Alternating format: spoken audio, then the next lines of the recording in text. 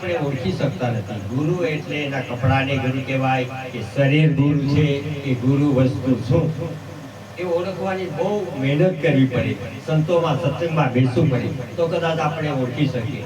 એટલે કીધું છે કે શું કીધું પહેલી લીટીમાં, સદગુરુ શબ્દ સૌથી છે ઊંચો, સૌથી છે ઊંચો.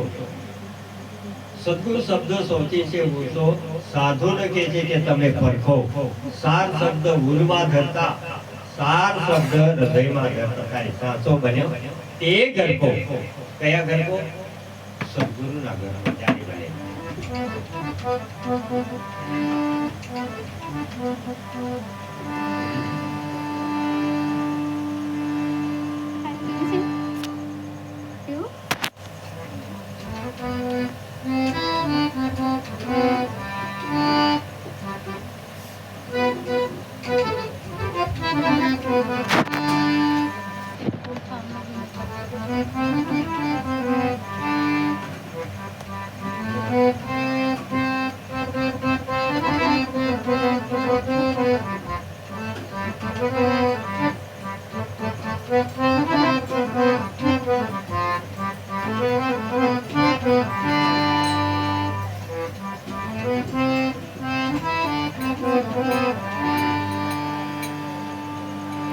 માટે બહુ સમય વીતી ગઈ છે અને હવે આપણને મનસોતાર મળે છે એ વારંવાર નહીં મળે, મળશે પણ કૂતરા બલાડા બધા પછી આવી ગયા લગતો રહે છે જેને કહેવામાં આવે. એવા અવતારમાંથી આપણે બચી જવું હોય તો મનસોતાર મળે છે. એમાં શીખી લેવાનો. આપણા ઘરના પીવાવાળા હોય, ભાઈ લોકોની વાત કરું, ઘરના પીવાવાળા હોય તો જવા દો. પીવતો હોય તો આપણે તેને શું કરવાનું? દંડો મારે તો જેલમાં લઈ જાય આપણને.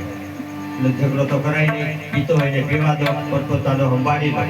ઇન્દ્રમતી રાણી પોતાના પતિ રાજ સંભાળતો હતો, પોતે ભક્તિ કરીને પોતાના પતિને તારી ગઈ. પોતે ભક્તિ કરીને પોતાના પતિને તારી ગઈ એવી નારી ને ધન્યવાદ.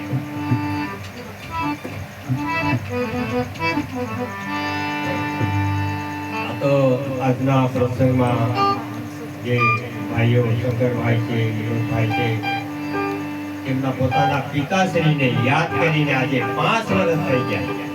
ઘણા માણસો વર્ષમાં વચ્ચે કરી ભરી જાય. પોતાના માતા અને પિતા હોય, માતા પિતા એ આપણને બાળપણમાં આપણને જીતથી સાટી સાટીને મોટા કર્યા. લગ્ન કર્યા પછી ઘણા ભાઈઓ શું કરે, માતા પિતાને પૂછે પડે, એની સંભાળ ના લે અને પોતે અલગ રહેવા જાય તો માતા પિતાને કેટલું તકલીફ થતી હોય. ખાધું કે નહીં ખાધું કોઈ સંભાળ લેતા નથી. એટલે